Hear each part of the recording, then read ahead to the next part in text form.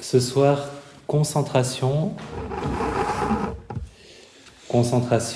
et attention ouverte. Donc, justement pour faire de la place pour des causeries surprises ou des causeries post-it, je vais faire 2 thèmes en un. Parce que concentration, il n'y a pas besoin de beaucoup s'attarder dessus, en fait. Donc, ça renvoie à ces 2 compétences méditatives, se fixer sur un objet et y rester pour obtenir du calme et de la stabilité, ça c'est la concentration. Et puis, observer le contenu de notre expérience de façon à en percevoir l'impermanence et à s'en désidentifier, ça c'est la pleine conscience, ou l'attention ouverte. Si on commence par la concentration, la définition, c'est déjà de commencer par dire que ce n'est pas un bon mot. On a fait de notre mieux pour traduire des mots d'une autre langue et des concepts différents des nôtres. Donc, concentration, ça donne cette image de froncer les sourcils, de devoir faire un effort. Et là, c'est plutôt une absence de dispersion, un rassemblement, une unification de l'attention, une stabilité, un calme. Il faut imaginer des activités de la vie courante où vous pouvez avoir de la concentration, quelque chose que vous aimez beaucoup faire, nager, où c'est toujours le même mouvement qui se répète, mais où vous êtes complètement dedans, dans le flow, par exemple. On a cette qualité de concentration, parce que quand vous nagez, si vous êtes vraiment dedans, vous n'êtes pas en attention ouverte, vous n'êtes pas en train de penser à plein d'autres trucs, comme parfois on voit des personnes qui nagent côte à côte, à la brasse, avec la tête qui sort de l'eau et qui discutent. Je ne parle pas de cette situation-là. Quand vraiment vous êtes dans le mouvement, là c'est de la concentration. Vous faites toujours la même chose, vous avez un seul objet, le corps en mouvement qui nage, et vous êtes absorbé. Et ça correspond à de la détente, à de la stabilité, à du calme, pas à un effort, ni à une tension. La concentration permet de se fabriquer des moments de calme et ça muscle l'attention pour pouvoir plus facilement pratiquer la pleine conscience. Donc on a vraiment besoin de ce travail de musculation pour obtenir une attention ouverte qui est satisfaisante.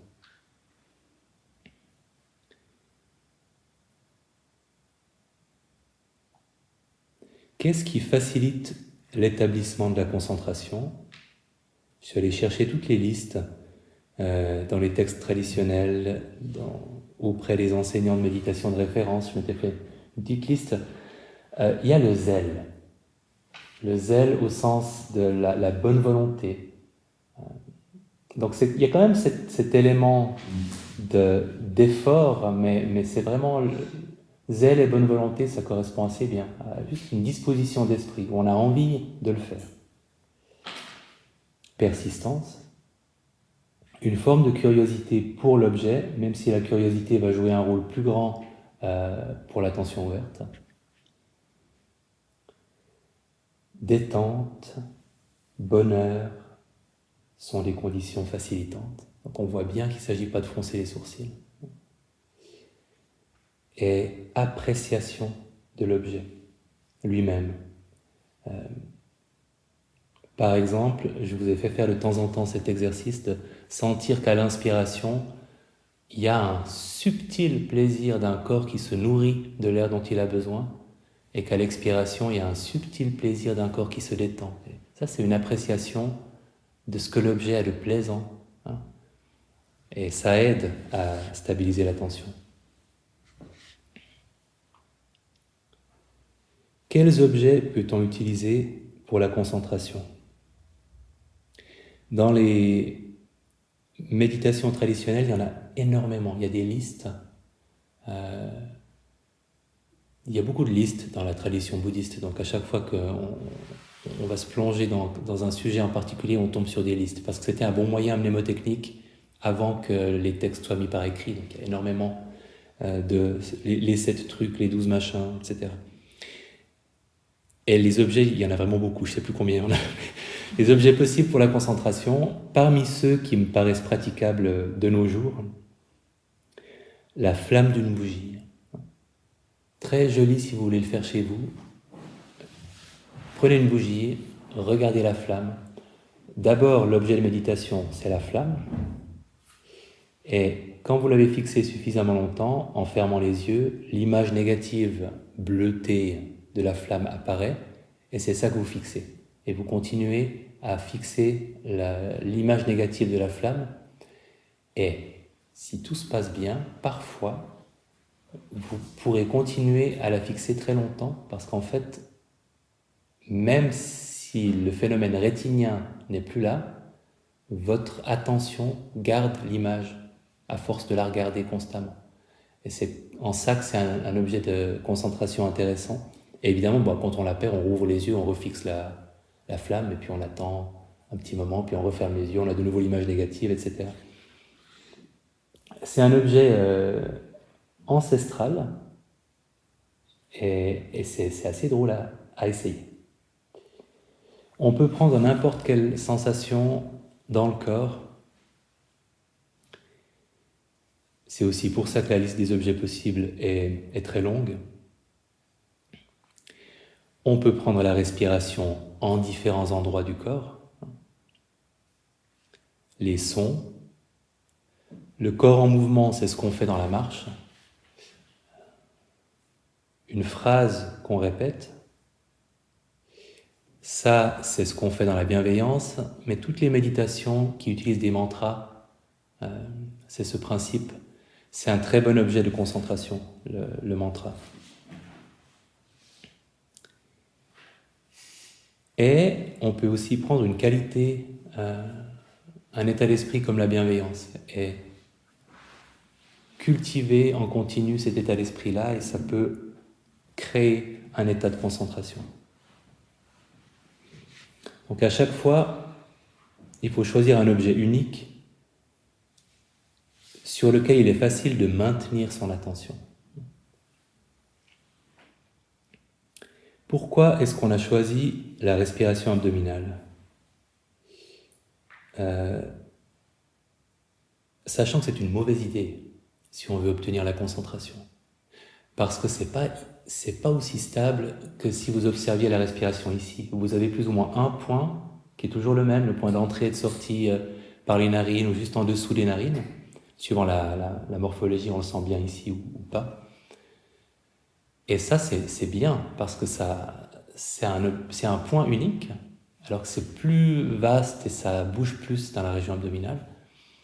Et puis, le but dans les méditations de concentration, c'est qu'après un certain temps, ça devienne abstrait.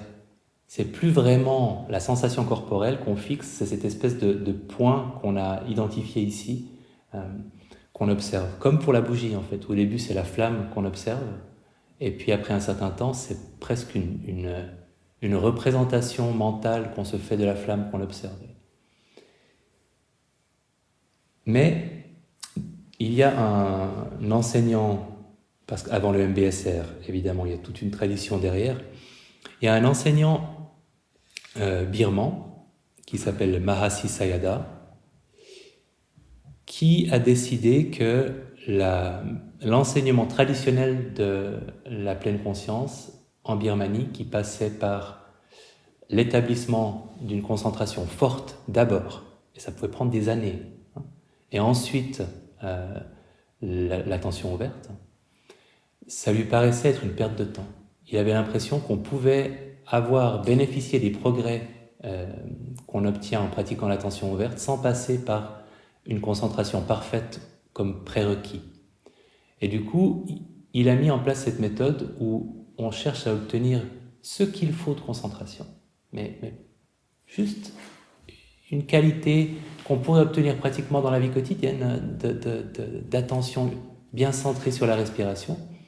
Et après, on peut se permettre, c'est ce qu'on fait quand il y a une distraction, d'observer la distraction avant de revenir à la respiration. Ce qu'on ne ferait pas dans une pure méditation de concentration. On dit « Ouh là là, j'étais ailleurs, je reviens ». On ne prend même pas le temps de se demander « j'étais où ?» Ce que nous, on fait quand on est distrait. Et lui s'est dit, en fait, la respiration dans la région abdominale, elle a l'avantage qu'elle est hybride. Ça permet un certain degré de concentration, mais en même temps, ça nous garde en connexion avec le corps et avec la vie émotionnelle, parce que la région abdominale est un reflet de la vie émotionnelle. Donc s'il se passe quelque chose, on le sentira ici. Donc ce sera facile pour nous de sentir, ah, il y a de l'anxiété, ah, il y a de la colère, ah, il y a quelque chose, et d'appliquer notre pleine conscience à l'émotion. Donc le but était d'avoir une certaine concentration, mais dès le départ, une ouverture à ce qu'on appelle l'attention ouverte, une ouverture à simplement observer ce qui émerge, et pas juste se fixer sur un seul point et y rester. Et je trouve que ça marche bien. Mais c'est intéressant de savoir qu'il y a une autre méthode traditionnellement, et que si un jour ça vous intéresse, il y a des retraites 100% centrées sur la concentration, où vous cherchez vraiment uniquement à cultiver cette attention fixe sur un seul point qui ne bouge pas. Et c'est un exercice intéressant.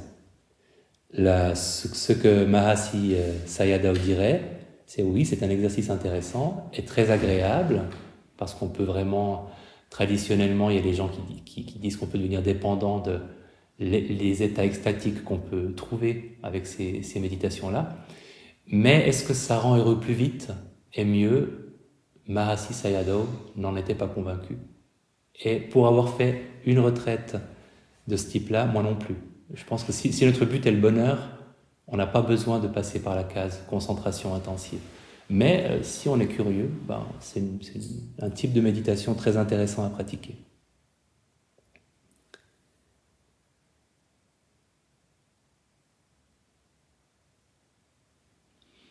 Dans le rapport à l'objet de méditation de concentration, il y a cette notion de juste effort. Donc la corde de la guitare, ni trop tendue, ni trop détendue. On parle parfois comme image, on dit que c'est comme entraîner un chiot, éduquer un chiot que vous aimez beaucoup, avec fermeté. C'est cette attitude-là qu'on a avec notre attention flottante et baladeuse. On dit non, on revient. Oui, mais non. Et on le refait, et on le refait, et on le refait. Et j'aime bien l'idée du chiot, ça me parle. L'éducation du chiot. Avec un objet de méditation, cet effort consiste en plusieurs actions successives. Il y a la décision et la redécision et la redécision de se focaliser sur l'objet.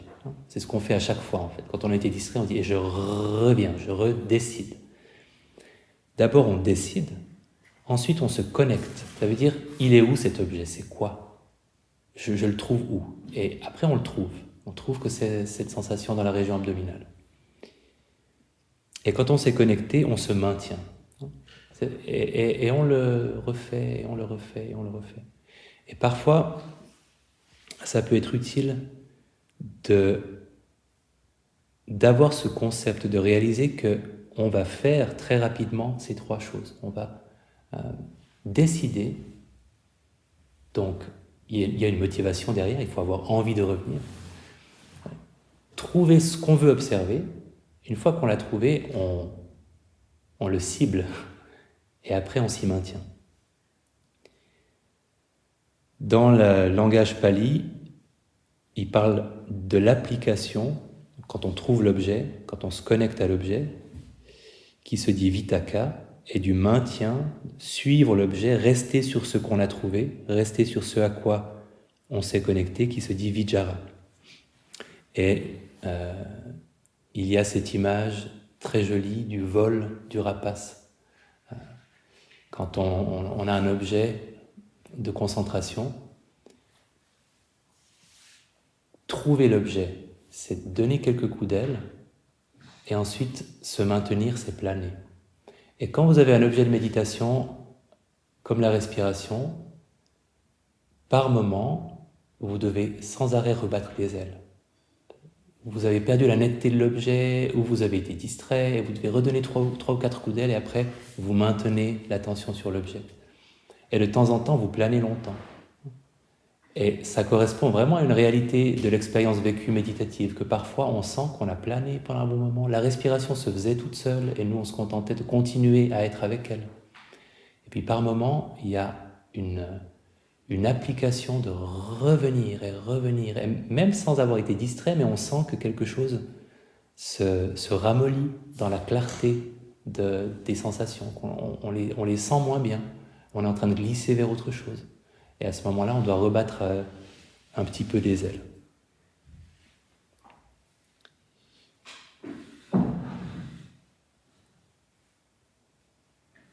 J'ai cherché longtemps une métaphore qui aurait permis d'impliquer les animaux qu'on a là, mais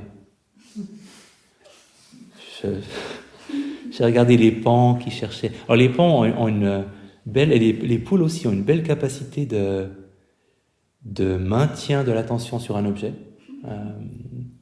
Quand ils cherchent des trucs à picorer, c'est assez admirable, hein, si vous les suivez un moment, de les voir toujours comme ça. Mais ça, ouais, il manque quelque chose. Pour le maintien, les outils de la note mentale et du comptage, ils sont bien. On peut, il y a des personnes qui les aiment beaucoup, d'autres beaucoup moins. Et on peut les utiliser jamais ou très peu, mais pour amorcer ce maintien, le comptage est pas mal. Et plus léger que le comptage, peut-être moins envahissant, moins cognitif. La note mentale, ça aide vraiment, dans un premier temps. Encore une fois, avec les principes, 95% de l'attention reste sur la sensation, c'est juste un petit 5% qui note. Et puis on ne crie pas notre note mentale. C'est pas lever, baisser. C'est une note discrète qui est vraiment là pour accompagner.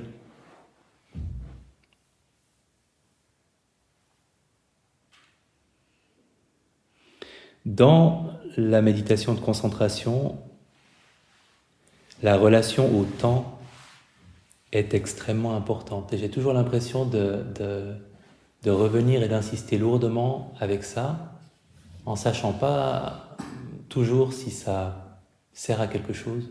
Je sais pas. Mais pour moi, dans ma relation à la concentration, la question de la relation au temps et de comment il se divise, comment il se présente, m'a beaucoup aidé. C'est ce genre de choses qu'il faut trouver et oublier après, mais qui dans un premier temps aide beaucoup. Qu'est-ce que je veux dire par là? Que un enseignant de méditation disait la règle la plus importante dans le rapport à la respiration, c'est qu'on n'a jamais besoin de plus de l'attention nécessaire pour une demi-respiration, pour une inspiration, pour une expiration. Et on prend conscience de l'inspiration, et dans l'inspiration, il y a le début, le milieu, la fin, et ensuite, on prend conscience de l'expiration, et il y a le début, le milieu, la fin, et on prend conscience de la transition entre deux respirations, qui a aussi un milieu, un début et une fin, quand on sent que l'inspiration va venir. Cette idée aussi que je lâche de temps en temps, de course de relais. On a fait l'inspiration. Paf, on passe le relais, maintenant c'est l'expiration. Et paf, c'est la pause entre deux respirations. Et bien sûr que c'est aussi quelque chose à oublier de temps en temps, parce que on ne peut pas hacher artificiellement la respiration de cette manière-là constamment. À un moment, on se laisse respirer et puis on reste avec la respiration, qui est un processus continu, et on n'a pas besoin de faire cet effort de vivre les choses comme ça, découpées en tranches temporelles. Mais qu'est-ce que ça aide, en tout cas dans un premier temps, à pas avoir à battre des ailes trop souvent, justement, à cultiver ce maintien de la relation à l'objet avec le temps.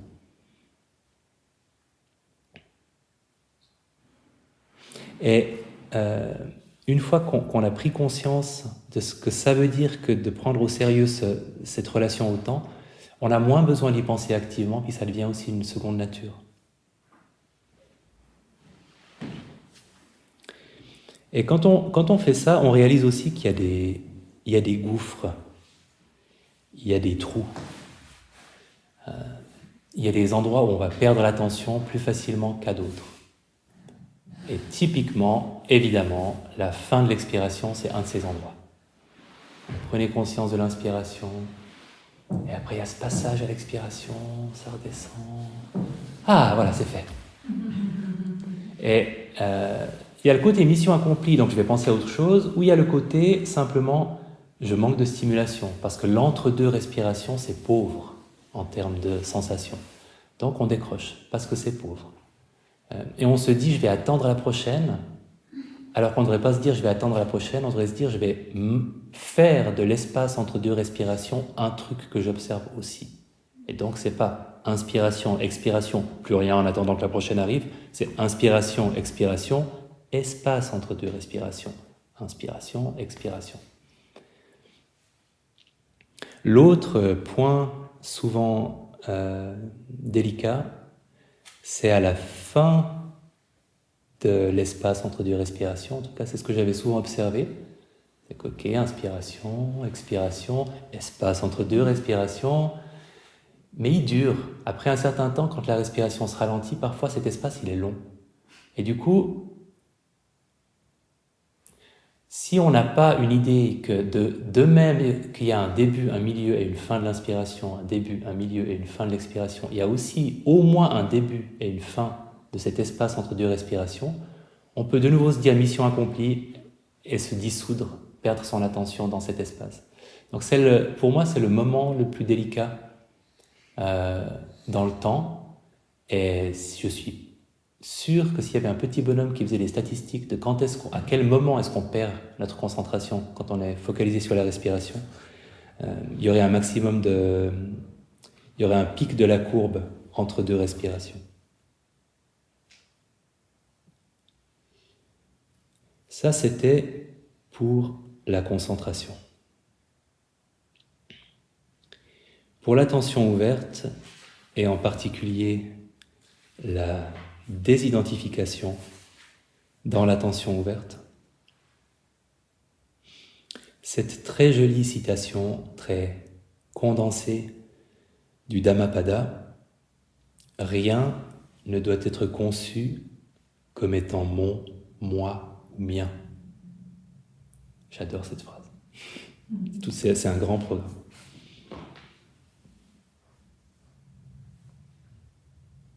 Alors, si elle est un peu sibylline, ça ne va pas s'arranger parce que je vais vous raconter l'histoire de Bahia, qui est un peu un koan, une histoire que je raconte en sachant qu'elle rend perplexe.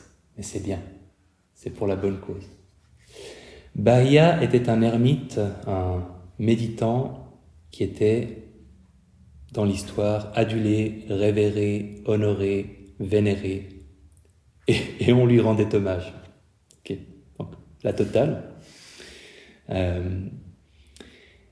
Et ça, c'était très bien. Donc, c'était une petite star locale de la spiritualité en Inde. Mais il était pris d'un doute tenace. Il se demandait, suis-je éveillé? Ai-je atteint l'éveil ou pas? Parce que certes, on m'adule, on me révère, on m'honore, mais moi, je ne suis pas sûr. A priori, si on a un doute, c'est probablement que c'est pas le cas. Mais heureusement pour lui, dans cette histoire, il y avait des devas. Les devas dans la mythologie bouddhiste, c'est des espèces d'esprits de créatures qui sont pas humaines, mais qui sont intelligentes et qui se promènent parmi nous. Et une deva l'a pris en pitié et lui a dit: mon cher Bahia, ou plutôt mon pauvre vieux Bahia, tu n'es pas éveillé, tu n'es pas en voie de l'être, et ta pratique actuelle ne te permettra simplement jamais d'y arriver. Voilà, c'est une deva franche. Et Bahia, très désemparé, il dit mais alors qui? Et évidemment, la deva lui dit: il y a un mec un peu plus au nord qui s'est assis au pied d'un arbre, qui a obtenu des résultats Va le voir. Alors Bahia se met en marche et ça tombe mal parce qu'au moment où il atteint finalement, après je ne sais pas combien de jours de marche, le village où se trouvait le Bouddha, celui-ci est en train de faire la tournée avec son bol pour obtenir à manger, comme tous les moines, lui y compris, faisaient tous les jours. Une fois par jour, il y avait un seul repas par jour. Vous voyez la situation décadente à laquelle on est arrivé. Voilà. On voit que c'est la version laïque. Et il le voit serein, inspirant confiance, l'esprit calme. Et Bahia demande à Monsieur Gautama, enseigne-moi. Et Monsieur Gautama répond, je peux pas, je suis occupé. Et Bahia revient à la charge quelques minutes plus tard, parce qu'il était un peu lourd. Il dit, mais je pourrais mourir demain, ou toi tu pourrais mourir demain. Ce serait un gâchis terrible, enseigne-moi. Bahia, j'ai faim, je suis en train de... Pas maintenant. Seulement, heureusement, Bahia, on devait lui avoir dit que dans les textes bouddhistes, il faut toujours demander 3 fois. Et qu'après, c'est bon. Donc il dit, enseigne-moi. Et là, Monsieur Gautama craque. Et il dit, ok. Bahia, voilà comment tu dois t'entraîner. En ce qui concerne le vu, il n'y aura que le vu. En référence à l'entendu, il n'y aura que l'entendu. En référence au ressenti, il n'y aura que le ressenti. En référence aux pensées, il n'y aura que le pensé. C'est ainsi que tu dois t'entraîner.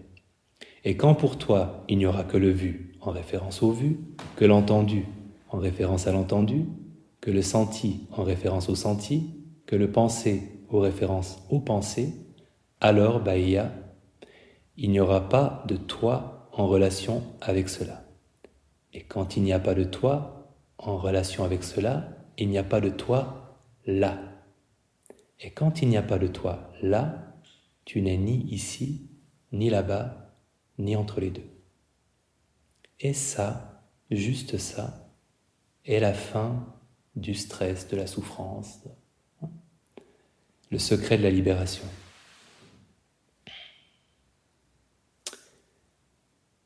Et on raconte que Bahia, peu après, évidemment, a atteint l'éveil, sinon l'histoire serait un peu décevante.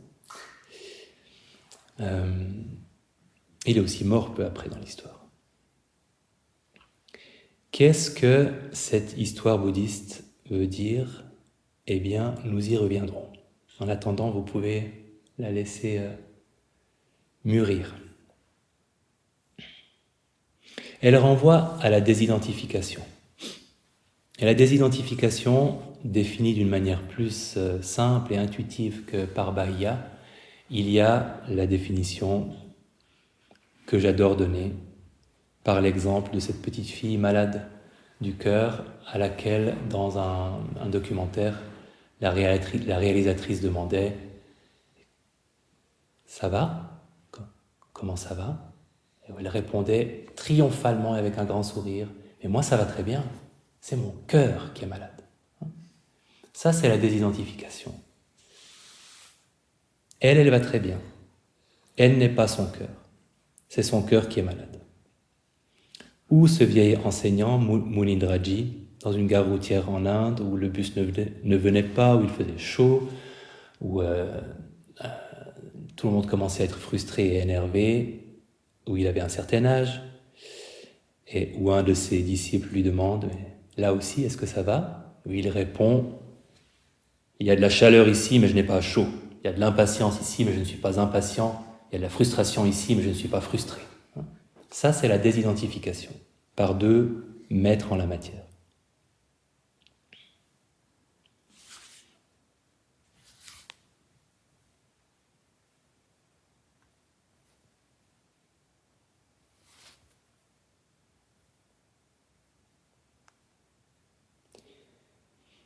Alors,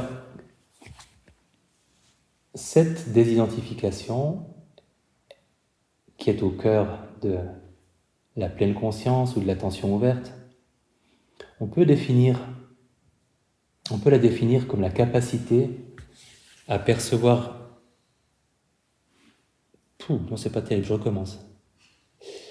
La capacité à observer nos perceptions comme de simples perceptions qui concerneraient n'importe quel autre être humain et qui vont passer, plutôt que de les traiter comme si elles nous appartenaient en propre, que nous en avions la pleine responsabilité, qu'elles faisaient partie de nous, qu'elles nous définissaient en tant que personne. Donc c'est l'observation dans l'instant présent de l'impermanence et de la nature désidentifiée de nos perceptions. C'est surtout quand on est confronté à une émotion difficile que l'utilité de cette compétence est la plus évidente. Cette idée de se rappeler que nous ne sommes pas nos émotions, qu'elles sont quelque chose qui nous arrive, qui apparaît, qui va disparaître.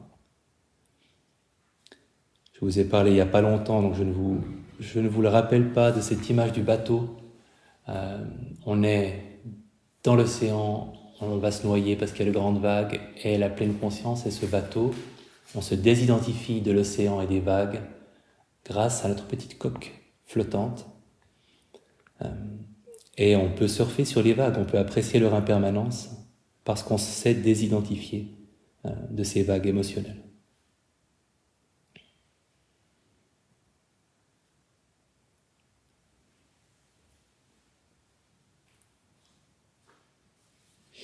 Qu'est-ce que c'est que le contraire de la désidentification ? C'est l'identification. On peut parler, en anglais, il parle de selfing. En français, on pourrait dire moi-je-isation, quand on moi-je-ise quelque chose, ou quand on moi-je-ise tout court. C'est au lieu d'observer quelque chose comme étant un simple phénomène, on s'y identifie et on a des pensées qui tournent autour de cette identité qu'on a et cette personne qu'on est. Ça correspond en neurosciences à ce qu'on a appelé le mode par défaut, qui a une histoire intéressante parce qu'on l'a appelé comme ça, parce que pour tester les machines, pour définir une baseline dans les machines d'imagerie cérébrale, en tout cas c'est ce que j'ai compris de l'histoire, on disait aux gens, écoutez, ne faites rien de spécial pendant 10 minutes. Comme ça, on aura notre baseline et après, on va vous demander de penser à un truc et on verra la différence. Et du coup, ce ne faites rien de spécial, on a réalisé que c'était assez constamment la même chose chez pas mal de gens. Donc, on a appelé ça le mode par défaut parce que quand on dit aux gens, faites rien de spécial, c'est ça qui se passe. Sauf qu'on a réalisé qu'en fait, ce circuit-là, ce motif-là d'activation cérébrale, il était aussi associé à d'autres choses qui n'étaient pas juste un mode par défaut, comme par exemple, penser à qui on est, à ce qu'on vaut, à ce que les autres pensent de nous, à ce qu'on était dans le passé, à ce qu'on sera dans le futur. Donc tous les moments où vous êtes préoccupé, absorbé par qui vous êtes, ce que vous valez, ce que les autres pensent de vous, cette personne qui a une identité, une valeur, un visage social, c'est le mode par défaut.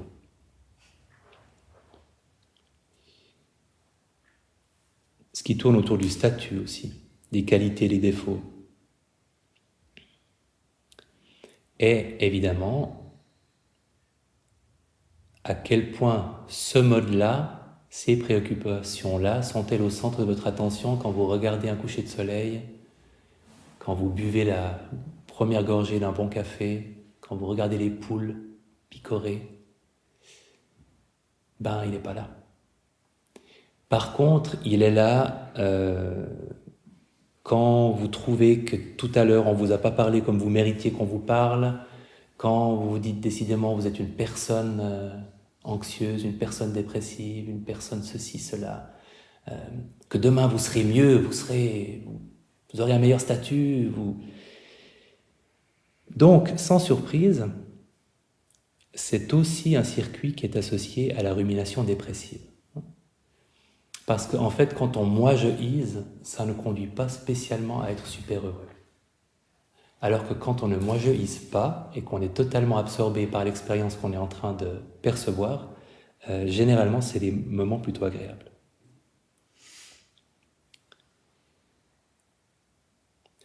Tout ça pour dire qu'on peut s'en passer.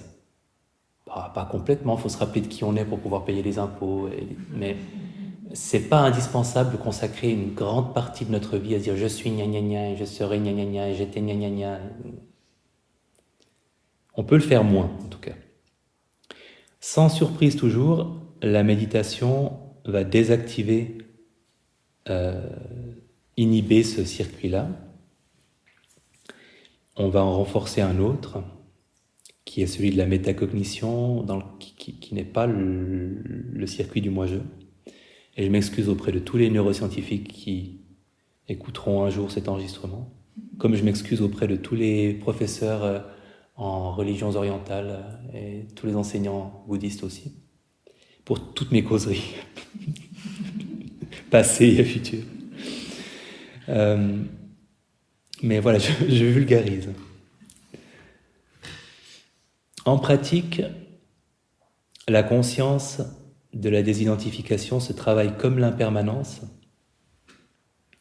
dans le rapport aux distractions. À chaque fois qu'on a la chance d'avoir été distrait, on peut observer que ce n'est pas qui nous sommes, mais juste quelque chose qui est apparu et qui va passer, et dans l'attention ouverte. Et vous vous rappelez tout à l'heure, pour la concentration, on avait décidé entrer en contact et maintenir, les trois actions qu'on faisait pour se focaliser sur un objet. Et pour l'attention ouverte, ce serait plutôt s'ouvrir à, reconnaître et rester. C'est un peu artificiel, mais j'aime bien trouver les mots. Donc ce seraient les mots que je proposerais. On s'ouvre à l'expérience. C'est moins une décision parce qu'on ne vise rien de particulier. On reconnaît ce qui se passe, on identifie, et puis on reste dans cet espace qu'on a créé. Quelques rappels pour la pratique de l'attention ouverte. Contrairement à ce qui est le cas pour la concentration, c'est moins le zèle qui va permettre la continuité que la curiosité, l'esprit de découverte et d'investigation. Vraiment cette question sans cesse renouvelée, mais qu'est-ce que c'est exactement ce qui est en train de se passer là, maintenant? Quelle est l'expérience de cette personne qui médite? On recommande, et même Mahasi Sayadaw recommande, d'établir l'attention sur un objet d'abord, avant de passer en attention ouverte, et de se laisser la liberté de revenir à l'objet aussi quand on sent qu'on manque de muscles, de tonus dans l'attention ouverte.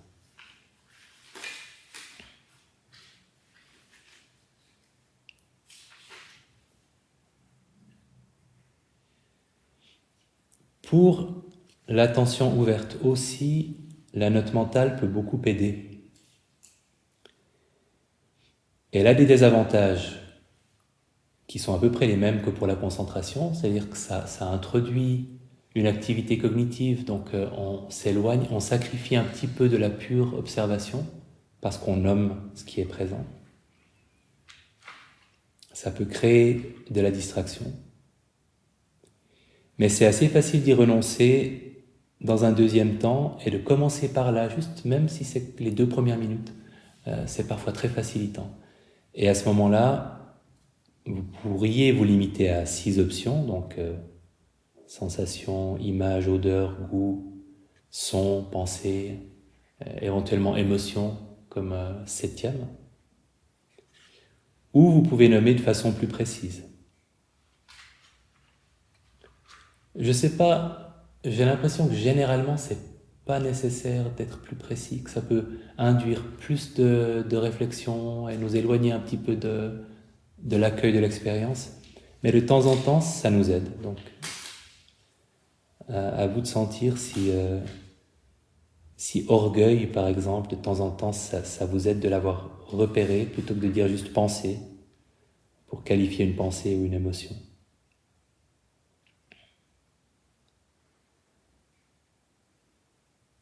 Parfois aussi, si vous avez un des 5 obstacles, ça peut être aidant de ne pas juste nommer en attention ouverte émotion, par exemple, pour de l'agitation, mais de dire agitation, pour que vous vous rappeliez ce que c'est que ce truc-là qui s'appelle agitation, et que ça vous aide peut-être à mieux entrer en relation avec lui d'une manière qui vous aide à pas trop subir cet état-là.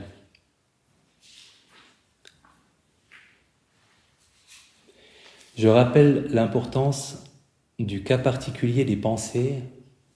C'est une grande source de frustration potentielle, parce que les pensées, souvent, on rate le moment où elles apparaissent. Et on les attrape quand elles nous ont déjà fait perdre notre attention. Et c'est vrai en attention ouverte autant que quand on est face à la respiration, c'est le sens qui nous prend le plus souvent en traître, les pensées. Donc, important de remarquer les pensées après coup autant que les pensées qu'on remarque au moment où elles apparaissent. D'ailleurs, c'est rare. En fait, il y a 2 possibilités avec les pensées.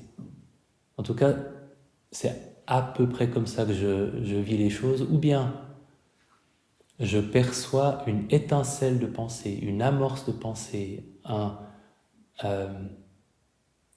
Pierre, ce serait pas mal que tu penses à ça maintenant. Mais il n'y a pas encore de pensée vraiment construite, c'est juste laisse tomber cette histoire d'attention ouverte et glisse plutôt vers cette pensée-là. C'est comme une espèce de proposition. Et là, je peux dire, je t'ai vu, et revenir simplement à ce qui viendra ensuite. Parce qu'à partir du moment où je dis je t'ai vu, je reviens à rien, vu que je ne suis pas dans une méditation de concentration, mais j'attends simplement ce qui viendra ensuite. Parce que du moment que je l'ai remarqué, la pensée s'arrête. Donc, j'attends simplement ce qui vient après. Ou alors, deuxième cas de figure, c'est justement après coup. Et après coup, c'est vraiment important de faire un petit peu ça, avant d'attendre la suite. De quand même avoir cette curiosité de regarder ce qui vient de se passer, regarder à quoi vous venez de penser, sentir à quoi vous venez de penser, avant d'attendre ce qui viendra ensuite. Comme ça, il ne sera pas dit que vous ne l'avez pas observé, cette pensée. Vous l'avez observée. Ce n'est pas un échec, c'est une observation a posteriori. Une catégorie qui existe, voilà. Je l'ai observée, je l'ai eue. Je refuse qu'on me dise que je ne l'ai pas eue. Et ça permet de renforcer votre capacité, à force d'observer des pensées a posteriori. Peut-être que cette même pensée vous prendra moins facilement en traître, parce que vous avez quand même eu l'occasion de la connaître un peu dans le rétroviseur. Donc de vous familiariser avec elle.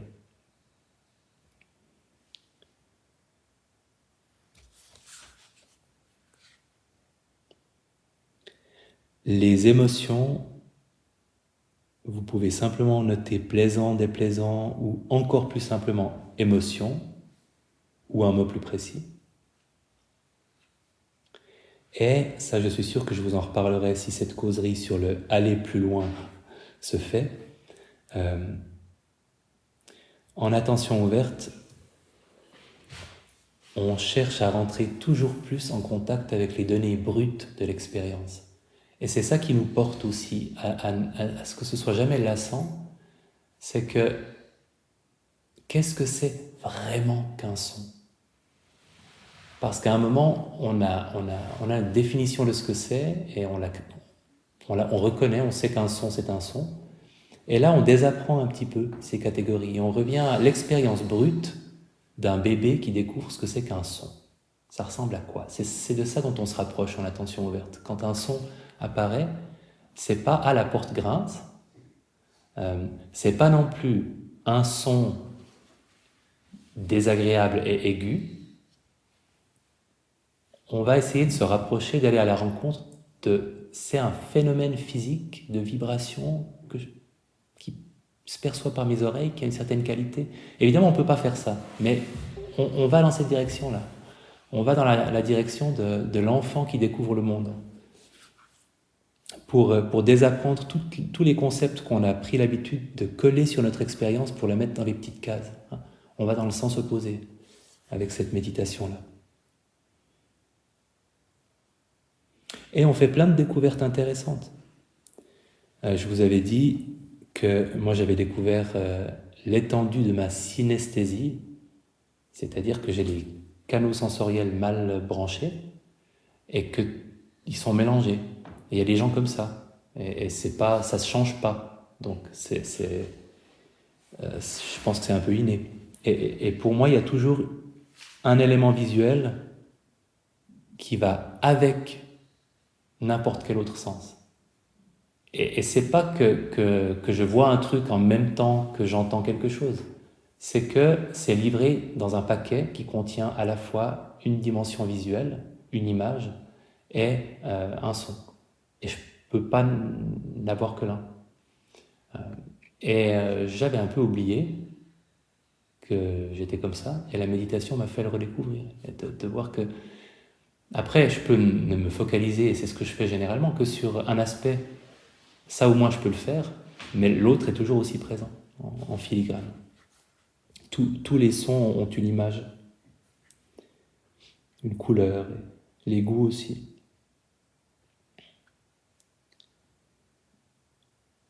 Donc, sans forcément découvrir que vous êtes synesthésique, vous pourrez peut-être découvrir que vos pensées, par exemple, une découverte qu'on fait souvent, ont beaucoup d'images, ou beaucoup de sons, beaucoup de paroles intérieures. Et souvent, on commence par découvrir, par exemple, les paroles. Il y a des participants qui me disent « moi, j'ai que des paroles pratiquement ». Ça veut dire que c'est dominant, mais peut-être qu'à certains moments, vous réaliserez qu'il y a aussi une part d'image que vous remarquiez moins, parce qu'elle était moins centrale pour vous.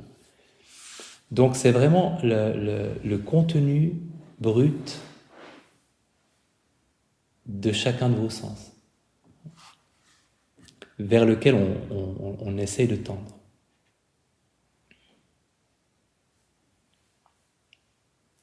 Il y a aussi une notion de temps dans l'attention ouverte.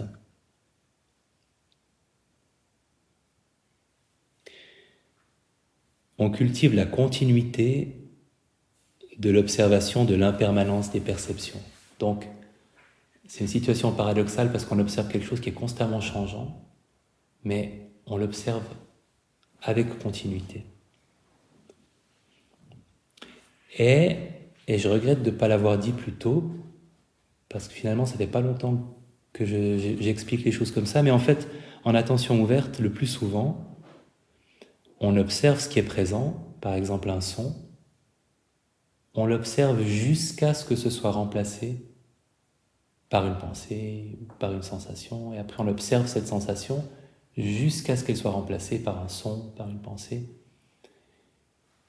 Plutôt que cette idée, on observe un son, il passe, ensuite une pensée apparaît, ensuite elle passe, parce que c'est rarement comme ça qu'on le vit, en fait. Généralement, parfois la transition n'est pas abrupte, mais souvent on passe vraiment directement d'un truc à un autre.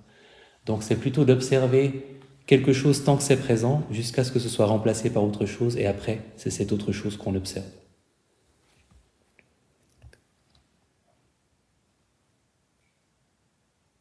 Il n'y a pas de moment où il ne se passe rien en attention ouverte.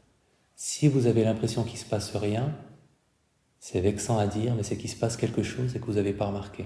Mais du coup, c'est intéressant, parce que ça incite à se dire, ok, là j'ai l'impression qu'il n'y a rien, mais il n'y a pas rien, donc il y a quoi?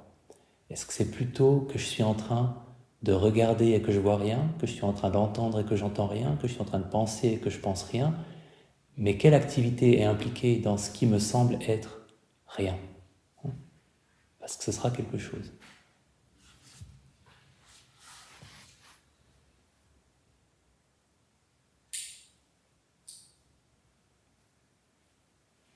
Les pertes dans la continuité de l'attention en attention ouverte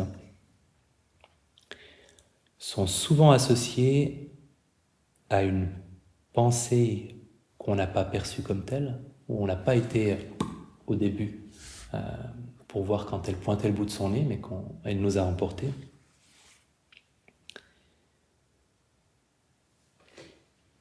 Ou alors, à un des 5 obstacles, évidemment, comme pour la respiration, si on a mal quelque part, si on a de l'agitation qui survient, ça va nous faire perdre aussi notre attention. Ou, plus subtil, à un retour du moi je veux, moi je pense, moi je suis, une recentration sur le moi je qui peut être très très très très très discrète et fourbe.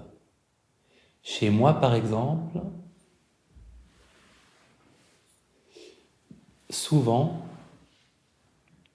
donc la pensée me fait perdre ma continuité en attention ouverte, et puis souvent je prends conscience de mon visage par exemple, ou de ma tête, et comme pour moi, cette partie du corps est associée à mon identité, comme pour pas mal de gens, je pense. On est un peu plus ici que dans notre orteil droit, si on doit se situer quelque part dans le corps. Sinon, ce serait terrible quand on se tape l'orteil, imaginez. C'est mon être que je viens de frapper contre. Donc, comme je récapitule, je prends conscience de ma tête pour une raison ou une autre, c'est ce qui apparaît en attention ouverte. Et comme ma tête, c'est un peu plus moi que d'autres parties de mon corps, tout à coup, il y a un retour à « Ah oui, moi je, Pierre, en train de faire de l'attention ouverte. » Et paf, je la perds. Parce qu'à partir du moment où je me repréoccupe de ces questions identitaires, ben je vais penser à un truc ou à un autre, je vais me demander si ma méditation va bien, si j'ai de quoi être fier de moi, ou fâché, ou déçu, etc. Ça nous fait glisser vers des pensées qui tournent autour de nous, si on a conscience de quelque chose qui nous fait penser à notre identité. Et parfois, ça peut être une partie du corps. Pour moi, c'était aussi, pour vous donner des pistes, c'est sûrement différent, suivant les personnes. Parfois, quand je regarde, les yeux fermés, mais quand je suis en train de regarder, le regard, je l'associe aussi un peu plus à mon identité, l'action de regarder, que l'action de sentir le contact de mes fesses avec le coussin, par exemple. Donc, ça me fait plus glisser vers des pensées et vers cette idée, c'est moi, je suis Pierre, je suis en train de faire ça, et donc je vais penser à ceci ou à cela.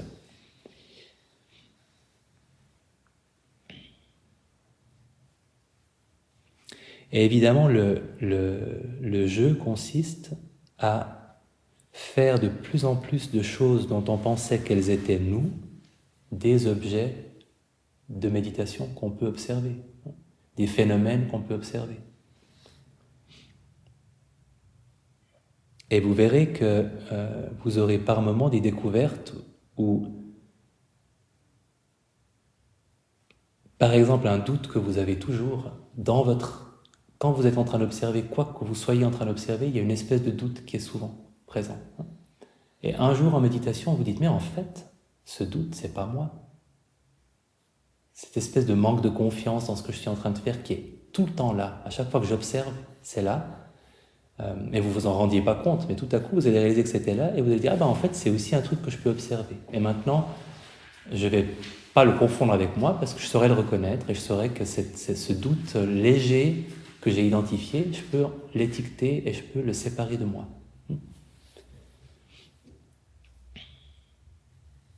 L'envie, la volonté, c'est souvent quelque chose d'assez subtil qui peut être chevillé à notre identité parce que vous avez envie de bien faire, vous avez envie de rester en pleine conscience, vous avez envie de rester concentré sur l'objet.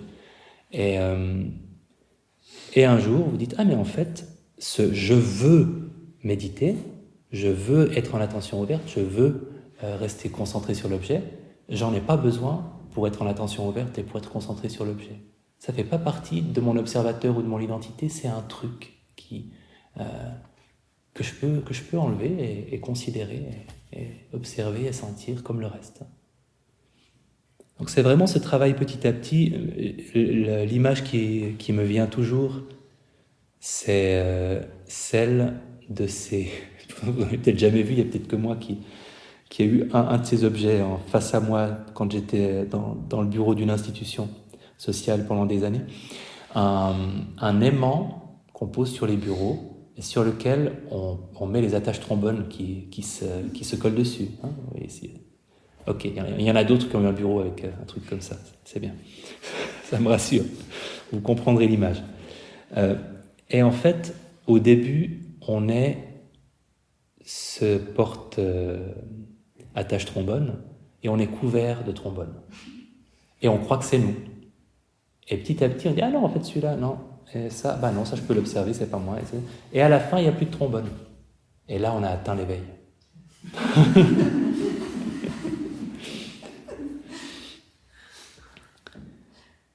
Ce que fit Bahiya.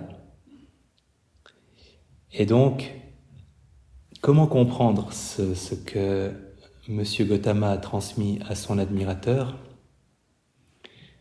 C'est vraiment cette histoire de désidentification. Dans ce qui est entendu, il y a juste ce qui est entendu. Il n'y a rien d'autre. Dans une perception, il n'y a qu'une perception. Dans ce qui est pensé, il n'y a que ce qui est pensé. Il n'y a pas un moi qui pense et qui a une certaine relation avec la pensée. Et quand il dit la partie la plus mystérieuse, moi c'est comme ça que je le comprends, encore une fois, si vous êtes spécialiste universitaire ou moine bouddhiste, n'écoutez pas. Mais quand le Bouddha dit à Bahiya, ni là, ni là-bas, ni entre les deux, peut-être la partie la plus mystérieuse, tu ne seras ni ici, ni là-bas, ni entre les deux, moi je le comprends, et je crois que je ne suis pas le seul, comme signifiant, tu ne seras ni l'observateur qui observe, ni l'objet qui est observé, ni la relation entre l'observateur et l'objet. Et c'est dans ce fait que tu ne seras ni, que tu trouveras la libération du stress, de la souffrance. Le stress colle mieux et nous correspond mieux. Généralement, la question qui intervient à ce moment-là, c'est « Mais alors, qui sommes-nous ? Sommes-nous un ectoplasme, un blob informe et insubstantiel ? Puisque nous ne sommes ni nos pensées, ni nos émotions, ni nos sensations. » Alors, il y a plusieurs réponses. La première, c'est « On n'a pas besoin de le savoir. » Et c'est une bonne réponse. On peut voir la désidentification comme quelque chose qu'on fait et pas quelque chose qu'on est. Donc, on le fait pour être heureux, aussi longtemps qu'on a besoin de le faire pour être heureux, c'est un outil, et ça n'a pas besoin de changer notre vision métaphysique de nous-mêmes.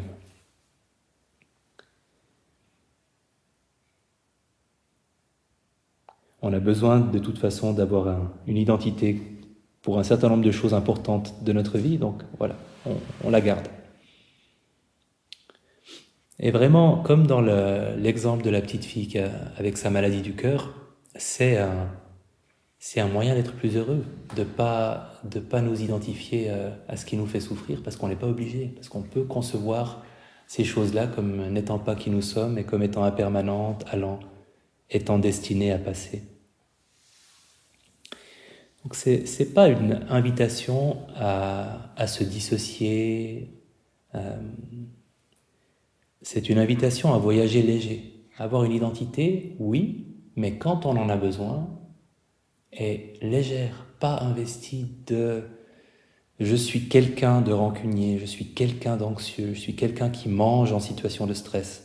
Je suis quelqu'un qui se juge beaucoup. Il y a peut-être besoin de pas beaucoup de ces phrases qui commencent par « je suis » en fait. Il y en a juste quelques-unes que vous pouvez garder. Et puis les autres, vous pouvez les laisser libres. Elles vont devenir des créatures que vous observerez et cesser de faire partie de vous. Évidemment que dans le contexte spirituel, l'invitation conduit à se désidentifier aussi de cette identité au sens usuel du terme, d'aller un peu plus loin dans la déconstruction. Et il y a une progression qui est assez logique. On peut se stabiliser sur un objet, on prend d'abord conscience des objets qui sont autour de nous, et on stabilise, on renforce une position d'observateur. Et finalement, ce qu'on fait beaucoup en méditation, c'est on se désinvestit de cette identité très lourde de personnes qui se jugent beaucoup, qui a vécu des choses difficiles, qui mangent en situation de stress, toute cette liste interminable de choses qu'on est. On en fait des choses qu'on observe et on se relocalise dans l'observateur. Et notre nouvelle identité, c'est cet observateur intérieur. Et ça nous va bien parce qu'il est beaucoup plus léger à porter.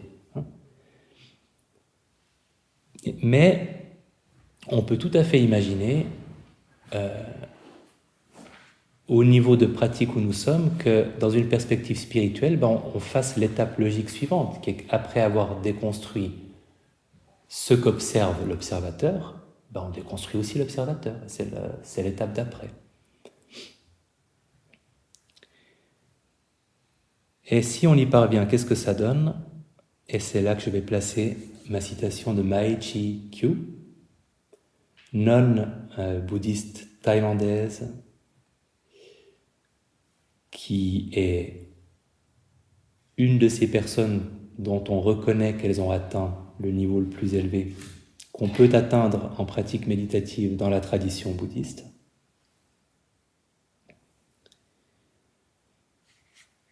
Un extrait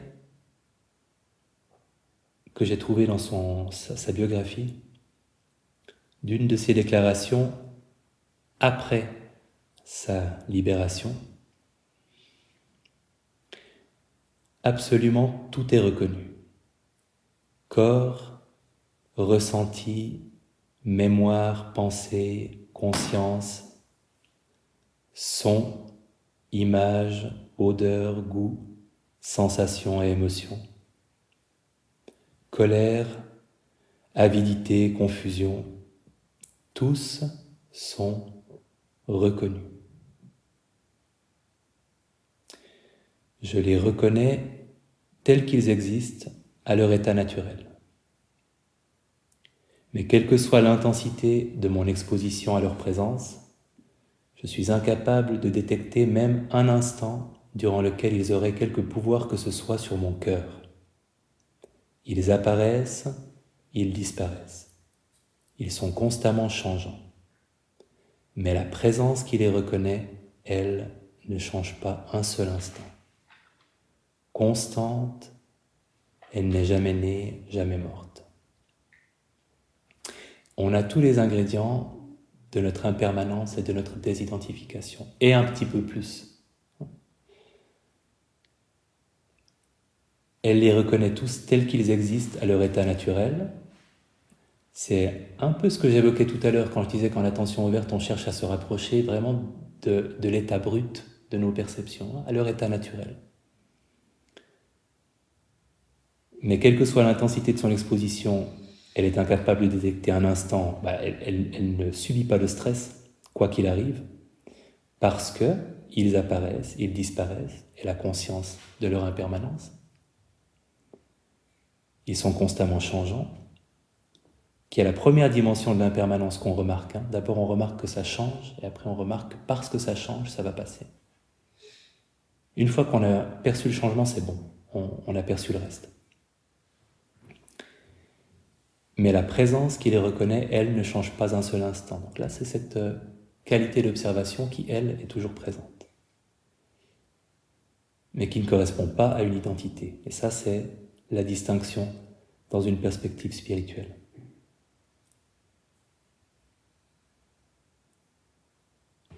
Et Mae Chi Kyu, quand on parle de déconstruction de l'observateur, elle n'est pas devenue un blob informe non plus.